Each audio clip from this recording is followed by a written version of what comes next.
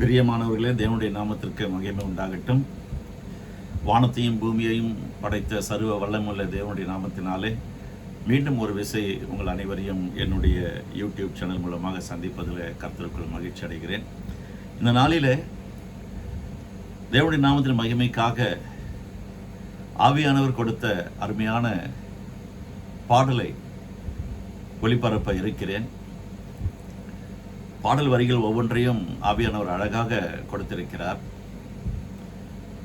எனக்கு டியூன் போட தெரியாதுங்க, பாடல் எழுத தான் தெரியும். கவிதை எழுதி நிறைய பரிசுகள் எல்லாம் பெற்றிருக்கிற ஒரு மனுஷன் நான். ரட்சிக்கப்பட்ட பிறகு தேவனை ஆராதனை செய்வதில் மிகுந்த வாஞ்சையுள்ள ஒரு ஆத்மாவாக கர்த்தர் என்னை மாற்றியிருக்கிறார். அவருடைய சமூகத்தில் நாம் உட்கார்ந்து அவரை துதிக்கிறோம் அல்லவா? ஆராதனையிலே அவருடைய நாமங்களை சொல்லி அவரை புகழ்ந்து வாழ்த்து உயர்த்துகிறோம். அந்த நேரத்தில் வருகிற அந்த வார்த்தைகளை எல்லாம் ரீங்காரமிட்டு அதை பாடல் வரிகளாக நான் எழுதினேன்.